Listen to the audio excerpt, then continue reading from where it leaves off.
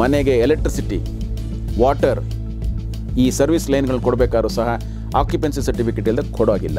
So ನಂದು ಅನಧಿಕೃತ ಕಟ್ಟಡ ಅಂತ ಆದರೆ ನೀವು ಇದು ಯಾವುದೂ ಕೊಡೋಂಗಿಲ್ಲ. ಅಷ್ಟೇ ಅಲ್ಲ, ಬ್ಯಾಂಕ್ ಲೋನು ಕೊಡೋಂಗಿಲ್ಲ. ಈಗ ನಾಳೆ ಅಲ್ಲಿ 10 ಫ್ಲ್ಯಾಟ್ ಕಟ್ತಾರೆ, ದುಡ್ಡು ತೊಗೊಳ್ತಾರೆ, ಬ್ರೀಫ್ ಕೇಸ್ ಇಟ್ಕೊಂಡು ಹೊರಟ್ಬಿಡ್ತಾರೆ. ಅವರು ಉಳ್ಕೊಳ್ಳೋ ಯಾರು? ಅಂದರೆ ಡೆವಲಪರ್ ಮಾಡಿದ ತಪ್ಪಿಗೆ ಆಗಲೇ ಅಲ್ಲಿ ದುಡ್ಡು ಕೊಟ್ಟು ಮನೆ ತಗೊಂಡು ವಾಸ ಮಾಡ್ತಿದ್ದವ್ರಿಗೂ ಎವಿಕ್ಷನ್ ಆರ್ಡರ್, ಅವರ ಮನೆಯಿಂದನೇ ಅವರನ್ನು ಹೊರಗೆ ಹಾಕ್ದಂಗೆ ಆಯಿತು. Because 10 to 15 is unauthorised, entire 1 to 15 is unauthorised. ಅಷ್ಟೇ ಅಲ್ಲ, ಈ ಡೈರೆಕ್ಷನ್ನ ಗೌರ್ಮೆಂಟಿಗೂ ಕೊಟ್ಬಿಟ್ಟಿದ್ದಾರೆ. ಇದನ್ನು ಯಾರಾದರೂ ಉಲ್ಲಂಘನೆ ಮಾಡಿದ್ರೆ ಅವ್ರ ಮೇಲೆ ಆ್ಯಕ್ಷನ್ ತೊಗೊಳ್ಳಿ ಅಂತ ಹೇಳಿದ್ದಾರೆ. So the buyer be aware.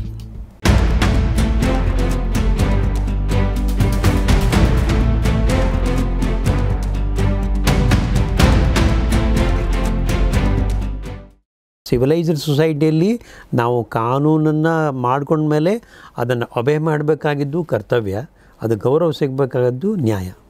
ಎರಡೂ ಅರ್ಥ ಒಂದೇ. ಅಂದರೆ ಈ ಬಿಲ್ಡಿಂಗ್ ಕಾನೂನು ಪ್ರಕಾರವಾಗಿ ಕಂಪ್ಲೀಟ್ ಆಗಿದೆ ಅಥವಾ ಈ ಬಿಲ್ಡಿಂಗು ಆಕ್ಯುಪೈ ಮಾಡೋಕ್ಕೆ ಯೋಗ್ಯತೆ ಆಗಿದೆ ಅನ್ನೋ ಒಂದು ಸರ್ಟಿಫಿಕೇಟನ್ನು ನೀವು ಮುನ್ಸಿಪಾಲಿಟಿಯಿಂದ ಬರಬೇಕಾಗ್ತದೆ. Unless you get the completion certificate or the occupancy certificate, you cannot occupy the building.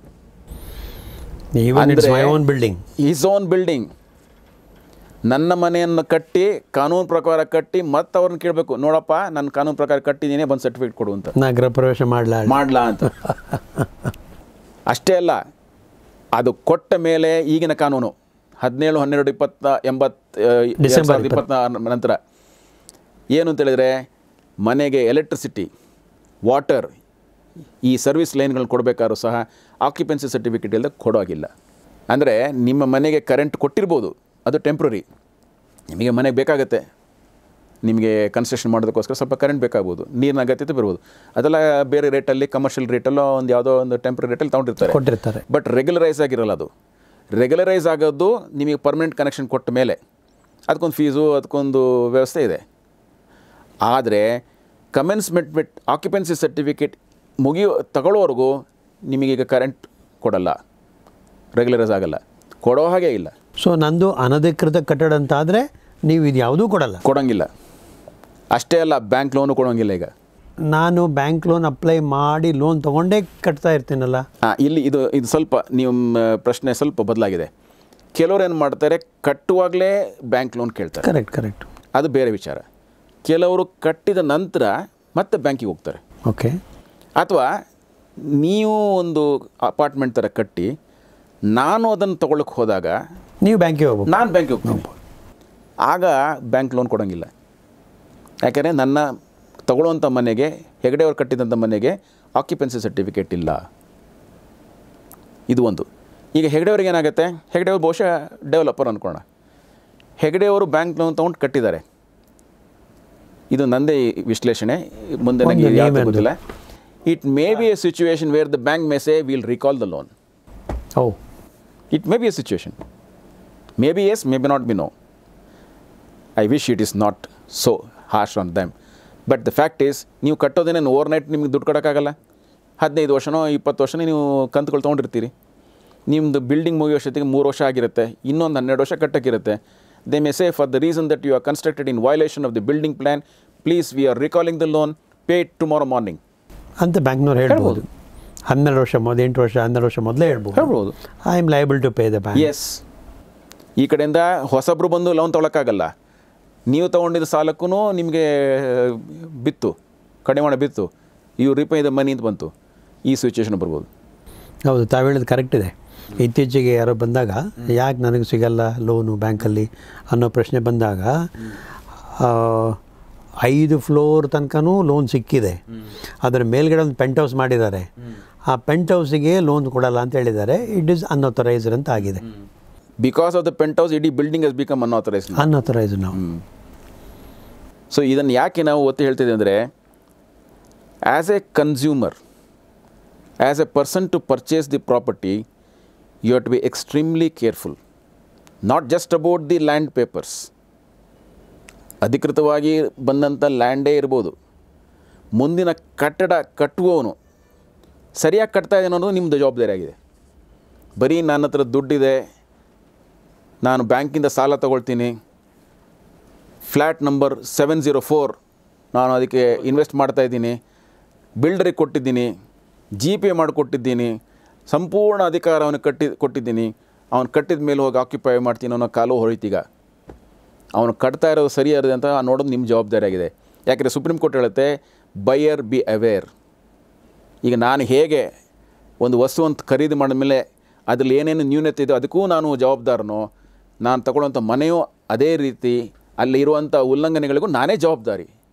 ಒಂದು ನೋಡ್ಕೊಳ್ಳಿ, ಹೆಗಡೆಯವರು ಬಿಲ್ಡರು, ನಾಳೆ ಅಲ್ಲಿ 10 ಫ್ಲ್ಯಾಟ್ ಕಟ್ತಾರೆ, ದುಡ್ಡು ತೊಗೊಳ್ತಾರೆ, ಬ್ರೀಫ್ ಕೇಸ್ ಇಟ್ಕೊಂಡು ಹೊರಟ್ಬಿಡ್ತಾರೆ. ಅವರು ಉಳ್ಕೊಳ್ಳೋ ಯಾರು? ಯಾರು ಖರೀದಿ ಮಾಡಿದಿರೋ ಅವರು. ನಾಳೆ ಅದನ್ನು ಆಕ್ಯುಪೈಯರ್ ಸರ್ಟಿಫಿಕೇಟ್ ಇಲ್ಲ, ಇಲ್ಲಿ ಉಲ್ಲಂಘನೆ ಆಗಿದೆ ಅನ್ನೋದನ್ನು ಸರಿ ಮಾಡಬೇಕಾಗಿದ್ದಾರು ಈ ಫ್ಲ್ಯಾಟ್ ಓನರ್ಸ್ ಅಥವಾ ಬಿಲ್ಡಿಂಗ್ ಓನರ್ಸ್. ಎಷ್ಟೋ ಜನ ನಾವು ಜಾಯಿಂಟ್ ಡೆವಲಪ್ಮೆಂಟ್ ಅಂತ ಮಾಡ್ತೀವಿ. ನಮ್ಮ ತಲೆಯಲ್ಲೇನೆಂದರೆ ನಮ್ಮ ತಲೆ ಬಿಸಿ ಕಮ್ಮಿ ಆಯಿತು, ಡೆವಲಪರ್ ಮಾಡ್ಕೊಳ್ತಾನೆ, ನನಗೆ 50% ಉಳ್ಕೊಳ್ಳುತ್ತೆ, ಅವ್ನಿಗೆ 50% ಉಳ್ಕೊಳ್ಳುತ್ತೆ, ನಾಳೆ ಅವರು ನೆಮ್ಮದಿಯಾಗಿ ಬಾಳ್ತಾರೆ, ನಾನು ನೆಮ್ಮದಿಯಾಗಿ ಬಾಳ್ತೀನಿ ಅಂತ.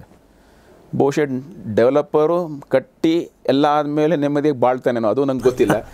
ಮನೆ ಓನರ್ ಮಾತ್ರ ನೆಮ್ಮದಿಯಾಗಿರ್ತಾನೆ ಅಂತ ಗ್ಯಾರಂಟಿ ಹೇಳೋಕ್ಕಾಗಲ್ಲ. ಇದು ಒಂದು ರೀತಿಯಲ್ಲಿ ನಾವು ನೋಡಬೇಕಾಗಿದೆ ಅಂದರೆ ಮುಂದಿನ ಸಮಯಗಳಲ್ಲಿ ಈ ಥರ ಕಾನೂನು ಇನ್ನೂ ಕಠಿಣ ಆಗ್ತಾ ಹೋಗುತ್ತೆ, ಕ್ಲಿಷ್ಟ ಆಗ್ತಾ ಹೋಗ್ತದೆ. ಈಗಾಗಲೇ ನಾನು ನಿಮ್ಗೆ ಹೇಳಿದೆ 12 ಡೈರೆಕ್ಷನ್ಗಳಂತ. ಅದಾದ ಮೇಲೂ ಇಂಥದ್ದೇ ಎಷ್ಟೋ ಕೇಸ್ಗಳು ಸುಪ್ರೀಂ ಕೋರ್ಟ್ ಹೋಗಿದೆ, ಅಲ್ಲಿ ಮತ್ತೆ ಒತ್ತಿ ಹೇಳಿದ್ದಾರೆ. ಈ 17/12/24 ಜಡ್ಜ್ಮೆಂಟ್ ಇದೆಯಲ್ಲ, ಅದೇ ಪೀಠಕ್ಕೆ ಫೆಬ್ರವರಿ ಮಾರ್ಚ್ ತಿಂಗಳಲ್ಲಿ ಇನ್ನೊಂದು ಹೊಸ ಕೇಸ್ ಬಂತು. ಈಗ 2025 ಓಕೆ, ಏಪ್ರಿಲ್ 30, 2025 ನೋಡಿ, ಅದೇ ಪೀಠಕ್ಕೆ ಬಂತಲ್ಲ. ಅದು ಒಂದು ರೀತಿಯಲ್ಲಿ ಅದೊಂದು ಕೋಇನ್ಸಿಡೆನ್ಸ್. ಅದು ಕಲ್ಕಟ್ಟಾಯಿಂದ ಬಂದಂಥ ಕೇಸ್. ಅಲ್ಲೂ ಹೀಗೆ ಆಗಿ ತೀರ್ಮಾನ ಆಗಿ building was considered bit unauthorised. ಇದೇ ಪೀಠದ ಮುಂದೆ ಬಂತು, ಅವರಿಗೆ ಹಳೆ ಅವ್ರದ್ದು ಕೊಟ್ಟ ತೀರ್ಮಾನ ನೆನಪಾಯಿತು. ಅದರದೆಲ್ಲ ಮತ್ತೆ ಪುನರುಚ್ಚರಿಸಿರೋದು. ಅಷ್ಟೇ ಅಲ್ಲ, ಅಲ್ಲಿದ್ದಂಥ ಆಕ್ಯುಪೆಂಟ್ಸಿಗೆ ಇಂಥ ತಾರೀಖೊಳಗೆ ಮನೆ ಖಾಲಿ ಮಾಡಿ ಹೋಗಿ ನೀವು ಅಂತ ಹೇಳ್ಬಿಟ್ರು. ಅಂದರೆ ಡೆವಲಪರ್ ಮಾಡಿದ ತಪ್ಪಿಗೆ ಆಗಲೇ ಅಲ್ಲಿ ದುಡ್ಡು ಕೊಟ್ಟು ಮನೆ ತಗೊಂಡು ವಾಸ ಮಾಡ್ತಿದ್ದವ್ರಿಗೂ ಎವಿಕ್ಷನ್ ಆರ್ಡರ್, ಅವರ ಮನೆಯಿಂದನೇ ಅವರನ್ನು ಹೊರಗೆ ಹಾಕ್ದಂಗೆ ಆಯಿತು. ಸೊ ಅವರೊಂದು 25-30 ಫ್ಯಾಮಿಲಿ ಇರ್ಬೋದು, 50-60 ಇರ್ಬೋದು, ಅವ್ರ ಮನೆ ಅಲ್ಲ ಅದು. ಸರ್ ಏನೇ ಇರಲಿ, 50-60 ಪ್ರಶ್ನೆ ಅಲ್ಲ, ಅವರ ಹಾರ್ಡ್ ಅಂಡ್ ಮನಿ. ಅದೇ ಹೇಳು ನಾನು, ಅವ್ರ ಮನೆ ಅಲ್ಲ. ಹೌದು, ಅವ್ರೇನೋ ಕಷ್ಟಪಟ್ಟು ಒಂದು ಮನೆ ಸಾಲ ತಗೊಂಡು ಏನೋ ಬಂದಿದೆ, ಇದೇ ಬ್ಯಾಂಕ್ ಕೊಟ್ಟಿದೆ, ಅದೇ ಬ್ಯಾಂಕಿಗೆ ಇಲ್ಲ ನಾನು ಕೊಡ್ತಾ ಇಲ್ಲ ಯಾಕಂದ್ರೆ ಇದು ಅನಧಿಕೃತ ಅಂತ ಹೇಳ್ತಾ ಇದೆ. ಅಧಿಕೃತ ಅಂತ ಕೊಟ್ಬಿಟ್ಟಿದ್ದಾರೆ, ಆಗಲೇ ಕೊಟ್ಬಿಟ್ಟಿದ್ದಾರೆ. ಯಾಕಂದ್ರೆ ಕಾನೂನು ಬದಲಾಗಿತ್ತು ಅವತ್ತು. ಈಗ ಬ್ಯಾಂಕ್ನವ್ರು ಕೂಡ ಇಮಿಡಿಯೇಟ್ಲಿ ಸಾಲ ವಾಪಸ್ ಕೇಳಬೇಕು. ನೋಡಿ ಸ್ಥಿತಿ ಹೆಂಗೆ ಬಂತು ಅಂತೇಳಿ ಎಲ್ಲರ ಮೇಲೂ ಬಿತ್ತು ಕಡಿವಾಣ. ಯಾಕೆ ನಾನು ಇದನ್ನು ಯಾಕೆ ಗೊತ್ತು ಹೇಳ್ತೀನಿ ಅಂದರೆ, ಮೊದಲೇನಾಗ್ತಿತ್ತು, ಕಟ್ಟದವ್ನು ಮಾತ್ರ ತಪ್ಪು, ಬೇರೆಯವರು ಮಾತ್ರ ಬಿಟ್ಬಿಡಿ. ಅವ್ನು ಮಾಡಿದ ತಪ್ಪಿಗೆ ಇವ್ನಿಗೆ ಯಾಕೆ ಪನಿಷ್ಮೆಂಟು, ಅವ್ನು ಮಾಡಿದ ತಪ್ಪಿಗೆ ಬ್ಯಾಂಕ್ ಮೇಲೆ ಯಾಕೆ ಪನಿಷ್ಮೆಂಟು, ಕರೆಕ್ಟ್. ಅವ್ನು ಮಾಡಿದ ತಪ್ಪಿಗೆ ಪೊಲೀಸ್ನವ್ರ ಯಾಕೆ ನೀವು ಅಲ್ಲಿಗೆ ಇದು ಮಾಡೋಕ್ಕೆ ಹೇಳ್ತೀರಿ. ಎಲ್ಲರನ್ನೂ ಒಟ್ಟಿಗೆ ಸೇರಿಸ್ಬಿಟ್ರು. ಈ ಸುಪ್ರೀಂ ಕೋರ್ಟಿನ ಈ ಆದೇಶದ ಪ್ರಯುಕ್ತ ಎಲ್ಲ ಏಜೆನ್ಸಿಗಳು ಒಂದಾಗಬೇಕೀಗ. ಅಷ್ಟೇ ಅಲ್ಲ, ಈ ಡೈರೆಕ್ಷನ್ನ ಗೌರ್ಮೆಂಟಿಗೂ ಕೊಟ್ಬಿಟ್ಟಿದ್ದಾರೆ. ಇದನ್ನು ಯಾರಾದರೂ ಉಲ್ಲಂಘನೆ ಮಾಡಿದ್ರೆ ಅವ್ರ ಮೇಲೆ ಆ್ಯಕ್ಷನ್ ತೊಗೊಳ್ಳಿ ಅಂತ ಹೇಳಿದ್ದಾರೆ. ಯಾವ ಆಫೀಸರ್ ಇದಕ್ಕೆ ರೆಸ್ಪಾನ್ಸಿಬಲ್ ಇದ್ದಾನೆ ಅವ್ರ ಮೇಲೂ ಆ್ಯಕ್ಷನ್ ತೊಗೊಳ್ಳಿ ಅಂತ ಹೇಳ್ಬಿಟ್ಟಿದ್ದಾರೆ. ಹಾಗಾಗಿ ಒಂದು ರೀತಿಯಲ್ಲಿ ನೋಡಿದಾಗ ಇದೊಂದು ಮಹತ್ತರವಾದ ಬದಲಾವಣೆ. ಇದರ ಅರಿವು ಎಲ್ರಿಗೂ ಬೇಕಾಗತ್ತೆ. ಮುಂದಿನ ದಿವಸಗಳಲ್ಲಿ ಕಟ್ಟಡ ಕಟ್ಟುವಾಗ ನಾವು ತಗೊಳ್ಬೇಕಾದಂಥ ಎಚ್ಚರಿಕೆಗಳು ಏನು, ಜವಾಬ್ದಾರಿಗಳೇನು, ಈ ನಿಟ್ಟಿನಲ್ಲಿ ನೋಡಿದಾಗ ನಾವು ಮುಂದೆ, ಅದೇ ನಾನು ಒಬ್ಬ ವಕೀಲನಾಗಿ ಮಾತಾಡ್ತಿದ್ದೀನಿ, you have to be extremely careful even as lawyer, because we don't know, we trust the builders. ನಮ್ಮಲ್ಲಿ ಕೆಲಸ ಹೇಳ್ತೀವಿ ನಾವು, reputed builders, correct, part time builders, ಹೀಗೆಲ್ಲ ಇದು ಮಾಡ್ತೀವಿ. ಅದನ್ನು ನೋಡಬೇಕಾಗುತ್ತೆ. ಯಾಕೆ ಅವ್ರ ಚರಿತ್ರೆ ನೋಡಬೇಕಾಗ್ತದೆ. ನಾವು ಇವನು ಈ ಥರದ್ದು ಎಷ್ಟು ಮಾಡಿದ್ದಾನೆ, ಇಂಥ ಬಿಲ್ಡರ್ ಒಂದು 50 ಮಾಡಿದ್ದಾನೆ ಅಂದರೆ ಅದನ್ನೆಲ್ಲ ಸ್ಟಡಿ ಮಾಡಬೇಕಾಗ. ಬಹುಶಃ ನಾನೆಲ್ಲೋ ಕೂತ್ಕೊಂಡು ಇನ್ನೊಂದು ಊರಲ್ಲಿ ಕಟ್ಟೋದಕ್ಕೆ ನಾನು ಇನ್ವೆಸ್ಟ್ಮೆಂಟ್ ನಾನು ಕೇಳ್ತೀವಿ ನಮ್ಮ ಫ್ರೆಂಡ್ಸ್ಗಳನ್ನ, sir investment purpose I purchase a flat in Bangalore ಅಂತಾರೆ. ಆತ ಎಲ್ಲೋ ಇರ್ತಾನೆ 5,000 ಮೈಲ್ ಆಚೆ, ಅವನಿಗೆ ಜಾಗನೂ ನೋಡಿರಲ್ಲ. ಇದಕ್ಕೆಲ್ಲದಕ್ಕೂ ಕಡಿವಾಣ ಬೀಳುತ್ತೀಗ. ಯಾಕಂದರೆ when the order comes, it's please note, it's an offence. It may not also limit just to this, it may include a criminal offence against the person. ಇನ್ನು ಮುಂದಿನ ಜಜ್ಮೆಂಟಲ್ಲಿ ಅದೊಂದು ಸೇರ್ಬಿಡ್ಬೋದು. ಹೌದು, because it's a continuing offence. So it's an offence for ever. So ನೀವು ಆ ನಿಟ್ಟಿನಲ್ಲಿ ನೋಡಿದಾಗ ಇದು the law is yet to fully develop, is only begun now. ಇಲ್ಲಿ ಇನ್ನೊಂದು ಪ್ರಶ್ನೆ ಬರ್ಬೋದು. 17/12/2024 is the date of the order. ಅಂದರೆ ಈ ಆರ್ಡರು ಸಾಧಾರಣವಾಗಿ ನಾವು ಹೇಳ್ತೀವಿ ಇದು ಪ್ರಾಸ್ಪೆಕ್ಟಿವ್, ಮುಂದಿನ ದಿವಸಗಳಿಂದ ಬರುವಂಥ, ನಾಳೆಯಿಂದ, ಹಿಂದಿನ ದಿವಸಕ್ಕಲ್ಲ ಅಂತ. ಅಂದರೆ 18-12-24ರಿಂದ ಇದು ಈ ಕಾನೂನು ಖಂಡಿತವಾಗಿ ಎಲ್ರಿಗೂ ಅಪ್ಲೈ ಆಗುತ್ತೆ. ಇದ್ರ ಬಗ್ಗೆ ನಾನು ಬರೀ ಜನರಿಗಲ್ಲ, ನಗರಾಡಳಿತದವ್ರಿಗಾಗಲಿ ಸರ್ಕಾರದವ್ರಾಗಲಿ ಅವರು ಯೋಚನೆ ಮಾಡ್ತಿರ್ತಾರೆ. Supreme court order is only prospective effective from next morning ಅಂತ. ಆದರೆ ಸುಪ್ರೀಂ ಕೋರ್ಟ್ ಎಲ್ಲೂ ಇದು ಇವತ್ತಿಂದ ಅಂತ ಹೇಳಲಿಲ್ಲ, ಅಥವಾ for the first time it is not saying, it has been saying from time memorial. Okay, this is only reiterated. ನಿಮ್ಗೆ ಹೇಳಿದಿಲ್ಲ, ಕೇರಳದ ಮರಳು ಫ್ಲಾಟ್ಸ್ ಆಗಲಿ, ಇನ್ನೊಂದೆಲ್ಲೋ ಆಗಲಿ, ಹೀಗೆ ಆಗಿತ್ತು ಅಂತೇಳಿ ಆ ಟ್ವಿನ್ ಟವರ್ ಹೇಳಿದೆ, ಒಂದು 25 ವರ್ಷದಿಂದನೂ ಇದೆ. ಸೊ ಹಾಗಾಗಿ this is may not be prospective, unfortunately it could be retrospective also. ಆ ಈಗ 25 ವರ್ಷ ಹಿಂದೆ ಕಟ್ಟಿದ ಬಿಲ್ಡಿಂಗ್ ಅನ್ನು ಕೂಡ ಡೆಮೊಲಿಷ್ ಮಾಡುವ ಕಾಲ ಬಂದಿದೆ. ಅಂದರೆ ಒಟ್ಟಾಗಿ ಹೇಳ್ಬೇಕಂದ್ರೆ ಒನ್ಸ್ ಇಟ್ ಈಸ್ ಅನ್ಆಥರೈಸ್ಡ್, ಆ ತೂಕ ಕತ್ತಿ ಮೇಲೆ ಇದೆ ಅಂತಲೇ ಅರ್ಥ. ಅದು ಕತ್ತಿ ಇವತ್ತು ಬೀಳ್ಬೋದು, ಇಲ್ಲಿ ಬೀಳ್ಬೋದು, ಅಥವಾ ಅಲ್ಲಿ ಬೀಳ್ಬೋದು ಅಷ್ಟೇ ಹೊರತು it is unauthorised. So the buyer be aware. ಈ ಲೀಗಲ್ ಒಪಿನಿಯನ್ ಕೊಡಬೇಕಾದ್ರೂ ಸುಲಭಕ್ಕಿಲ್ಲ ಇಲ್ಲಿ. ಹೌದು ಹೆಗ್ಡೆ ಅವರೇ, ನಿಮ್ಮ ಹೇಳಿಕೆಯಲ್ಲಿ ಈಗ ಹೇಳಿದ್ರಿ, you have to also go to a lawyer and take his opinion. There is again some limitation. Site ಸರಿಯಾದ ಜಾಗದಲ್ಲಿದೆ, construction plan as per law ಇದೆ, ಕನ್ಸ್ಟ್ರಕ್ಷನ್ ಈಗ ಶುರು ಆಗಿದೆ, ಕನ್ಸ್ಟ್ರಕ್ಷನ್ ಇನ್ನೂ ಪೂರ್ತಿಯಾಗಿಲ್ಲ, ನಿಮ್ಮ ಲಾಯರ್ ಒಪಿನಿಯನ್ ತೊಗೊಂಡು ಮುಗಿದೋಯ್ತು. ಕನ್ಸ್ಟ್ರಕ್ಷನ್ ಪ್ಲ್ಯಾನ್ ಪ್ರಕಾರನೇ ಕನ್ಸ್ಟ್ರಕ್ಷನ್ ಕಟ್ತಾ ಇದ್ದಾನೆ ಅನ್ನೋದನ್ನು ಯಾವ ಜವಾಬ್ದಾರಿ? ಲಾಯರ್ ಜವಾಬ್ದಾರಿ ಅಲ್ಲ. ಸೊ ಎಲ್ಲೋ ಒಂದು ಕಡೆ ನೀವು ಯೋಚನೆ ಮಾಡಿದಾಗ ನಿಮ್ಮ ಜವಾಬ್ದಾರಿ ಎಲ್ಲರ ಜವಾಬ್ದಾರಿಗಿಂತಲೂ ಮೇಲು. You have to be keeping an eye on yourself. I would say proactivism. You have to be extremely careful. ನೀವು ಅದನ್ನು ಆಗಾಗ ನೋಡಿ ಬಹುಶಃ ಯಾವ ಸ್ಥಿತಿ ಬರ್ಬೋದು ಅಂದರೆ, ನಿಮ್ಮ ಕಟ್ಟಡವನ್ನೇ ನೀವು ಹೋಗಿ ನಿಮ್ಮ ಅಥಾರಿಟಿ ಮುಂದೆ, ಸ್ವಾಮಿ ಇದನ್ನು ಸ್ಟಾಪ್ ಮಾಡಿಸಿ, ಇಲ್ಲಿಗಲ್ ಕಟ್ತಾ ಇದ್ದಾನೆ, ಯಾಕೆ ನಾಳೆ ನಾನು ಜವಾಬ್ದಾರಿ ಆಗೋದು ಬೇಡ ಅಂತ ಕೇಳೋ ಕಾಲ ಬರ್ಬೋದು. I think you understood the seriousness of it. Because when you start the construction, it is started properly. ನೀವೀಗ ತಗೊಂಡಿರೋದು 10ನೇ ಮಾಡಿ, ಲೀಗಲ್ ಒಪಿನಿಯನ್ ಸರಿ ಇದೆ, ಅಲ್ಲಿ ತನಕ ಲೀಗಲ್ ಒಪಿನಿಯನ್ ಸರಿ ಇದೆ, ಅವನೀಗ 2ನೇ ಮಾಡಿ ಕಟ್ಟಿದ್ದಾನೆ, ನಿಮ್ಮದು 10ನೇ ಮಾಡಿಲಿದೆ, ನಿಮ್ಮ ತಗೊಳ್ಳುವಂಥ ಫ್ಲ್ಯಾಟ್ 1004 ಅಂತ ಅಂದ್ಕೊಳ್ಳೋಣ, ಸ್ಯಾಂಕ್ಷನ್ ತೊಗೊಂಡ್ರೆ 12 ಮಾಡಿಗೆ, ನಾಳೆ 13ನೇದ ಕಟ್ಟುವಾಗ ನೀವೇನು ಮಾಡ್ತಿದ್ರಿ? 15 ಮಾಡಿ ಕಟ್ತಾನೆ ಅಂದ್ಕೊಳ್ಳಿ. ಅಲ್ಲಿಗೇನಾಯಿತು, 10ನ ಮೇಲಿದ್ದೆಲ್ಲ unauthorised. Because 10 to 15th is unauthorized, entire 1 to 15 is unauthorized, and your building is also part of the same, so it is totally unauthorized. All the people who have bought till the 10th floor and all others also responsible, are liable for demolition. Yes, or unauthorized building they have bought. And ಅಲ್ಲಿ ನಾನು advocate opinion ಕೊಟ್ಟಿದ್ದು ತಪ್ಪು ಅಂತ, I cannot. Advocate is not responsible ಒಂದು ಭಾಗ. ನಿಮ್ಮ ಜವಾಬ್ದಾರಿ complete building ಆಗಿ OC ಆಗೋವರೆಗೂ ನೀವು ಕಾಯಬೇಕಾಗತ್ತೆ. ಸೊ ಅಲ್ಲಿ ಏನಾಗುತ್ತೆ ಅಂದರೆ 2 ಥರ ನಾವು ವ್ಯೂ ಮಾಡ್ಬೋದು. Is it better to invest on a property much before it has started in the light of these judgments? Correct. Or is it better to wait for the building to be completed in full, once occupancy certificate is taken, then buy it? ನೋಡಿ, ಅಲ್ಲಿ ಮತ್ತೆ ಬಂತು. ಯಾಕೆ ನೀವು buyer be aware ಅಂದಾಗ, better to take the risk of waiting till the construction is over, then take the bank loan, permission, etcetera, because there occupancy certificate is already got to buy a unit. ಹಾಂ, but ಸಮಸ್ಯೆ ಏನಾಗುತ್ತೆ, practically speaking, building construction ಮಾಡ್ತೀವಿ ಅನ್ನುವಾಗ ಒಂದು rate ಇರುತ್ತೆ, building construction ಮುಗಿದ ಮೇಲೆ ಒಂದು ರೇಟ್ ಇರುತ್ತೆ. ಸಹಜ. ಯಾವತ್ತಿಂದ ಬಿಲ್ಡಿಂಗ್ ಮುಗಿಯೋ ತನಕ ರೇಟ್ ಇದೆಯಲ್ಲ, ಸ್ಕ್ವೇರ್ ಫೀಟ್ಗೆ 2-3 ಸಾವಿರ ರೂಪಾಯಿ ಗಟ್ಟಲೆ ಹೆಚ್ಚಿಗೆ ಕಮ್ಮಿ ಆಗುತ್ತೆ. ಇನ್ನು ಬೆಂಗಳೂರು ನಾನು ಮನಸ್ಸಲ್ಲಿ ಇಟ್ಕೊಂಡು ಮಾತಾಡ್ತಾ ಇರೋದು. ಇಲ್ಲೇನಾಗುತ್ತೆ ಕೇಳಿದ್ರೆ, ದರದಲ್ಲಾಗುವ ಅಜಗಜಾಂತರ ವ್ಯತ್ಯಾಸದಿಂದಾಗಿ I may be ready to invest in the primary level. ಅಲ್ಲಿ ಒಟ್ಟಿನಲ್ಲಿ ಹೇಳಬೇಕಂದ್ರೆ, ಈ judgment it is not a complete one, it is opening up a new era of thoughts now. ಹೌದು. We have to think in terms of different ಇದು. The judgment is completely made the buyer responsible. ಅಷ್ಟೇ. ಹಾಗೆ ಅಂತೇಳಿ ಮುಂದೆ ನಿಮ್ಮ ಜವಾಬ್ದಾರಿ ಎಷ್ಟು ಮಟ್ಟಿದೆ ಅನ್ನೋದನ್ನು ನೀವೇ ಯೋಚನೆ ಮಾಡಬೇಕಾಗುತ್ತೆ. So you have to think about your own investment.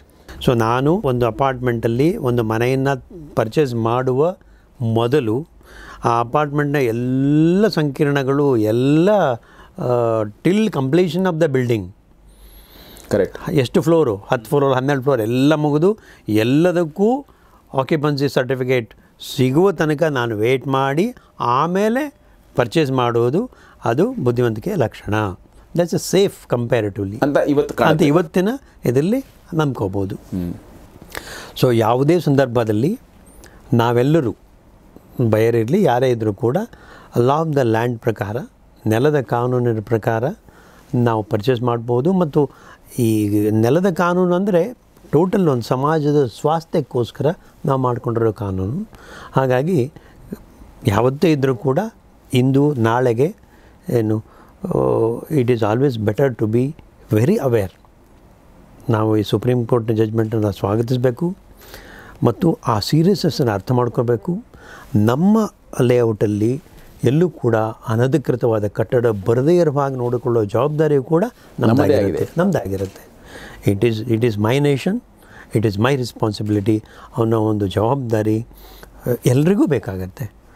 Because ಇದು ನಮ್ಮ ಸರ್ಕಾರ, ಇದು ನಾವು ಆರಿಸಿ ಕಳಿಸಿದ ನಮ್ಮದೇ ಸರ್ಕಾರ. ನಮ್ಮ ಒಳಿತಿಗಾಗಿ ಆಡಳಿತ ಮಾಡಬೇಕು ಅನ್ನುವಂಥ ನಿರೀಕ್ಷೆ ಮತ್ತು ಪರೀಕ್ಷೆ ಮಾಡುವ ಅರ್ಹತೆ ನಮಗಿರಬೇಕದು. ಈ ಹಿನ್ನೆಲೆಯಲ್ಲಿ ಪ್ರಶಾಂತ್ ಚಂದ್ರ ಸರ್, ನೀವು ಬಹಳ ಗಂಭೀರವಾದ ವಿಷಯವನ್ನು ಏನು ಇವತ್ತಿನ ಜಡ್ಜ್ಮೆಂಟು, ಸುಪ್ರೀಂ ಕೋರ್ಟ್ ಜಡ್ಜ್ಮೆಂಟ್ ಇರಲಿ, ಕಾನೂನಿರಲಿ, ಅದನ್ನು ತುಂಬ ಅಗಾಧವಾಗಿ ವಿಶ್ಲೇಷಣೆ ಮಾಡಿದ್ದೀರಿ ಮತ್ತು ತಮ್ಮ ಅಮೂಲ್ಯವಾದ ಸಮಯವನ್ನು ನಮ್ಮ ವಕೀಲರ ವಾಹಿನಿಯ ಓದುಗರಿಗೆ ಮತ್ತು ವೀಕ್ಷಕರಿಗೆ ಕೊಟ್ಟಿದ್ದೀರಿ. ಹಾಗಾಗಿ ನಾನು ಎಲ್ಲರ ಪರವಾಗಿ ನಿಮ್ಮನ್ನು ಹೃತ್ಪೂರ್ವಕವಾಗಿ ಅಭಿನಂದಿಸ್ತೇನೆ ಮತ್ತು ಕೃತಜ್ಞತೆಯನ್ನು ಹೇಳ್ತೇನೆ. ನೀವು ನಮ್ಮ ವಕೀಲರ ವಾಹಿನಿಗೆ ನಿಮ್ಮ ಮನಸ್ಸಿನಲ್ಲಿರುವ ಯಾವುದೇ ಕಾನೂನಿಗೆ ಸಂಬಂಧಪಟ್ಟ ಪ್ರಶ್ನೆಗಳನ್ನು ನಮ್ಮ ಇನ್ಬಾಕ್ಸಲ್ಲಿ ಕೇಳ್ಬೋದು. ಮುಂದಿನ ದಿನಗಳಲ್ಲಿ ನಾವು ಅದಕ್ಕೆ ಸರಿಯಾದ ಸೂಕ್ತವಾದ ಉತ್ತರವನ್ನು ಕೊಡುವ ಪ್ರಯತ್ನ ಮಾಡ್ತೇವೆ. ನಾವು ನಿರಂತರ ಸಂಪರ್ಕದಲ್ಲಿರೋಣ. ನಮ್ಮ ವಕೀಲರ ವಾಹಿನಿ ಚಾನಲನ್ನು ನೋಡಿ ಮತ್ತು ನಿಮ್ಮ ಸ್ನೇಹಿತರಿಗೆ ಹಂಚಿಕೊಳ್ಳಿ ಮತ್ತು ನಮ್ಮ ಪತ್ರಿಕೆಯನ್ನು ಕೂಡ ತಾವು ಚಂದಾದಾರರಾಗುವ ಮೂಲಕ ನಮ್ಮ ಒಂದು ಈ ಕಾನೂನು ಅರಿವು ಕಾರ್ಯಕ್ರಮವನ್ನು ತಾವು ಪ್ರೋತ್ಸಾಹಿಸಬೇಕು ಅಂತ ಕೇಳ್ಕೊಳ್ತೀನಿ. ನಮಸ್ಕಾರ.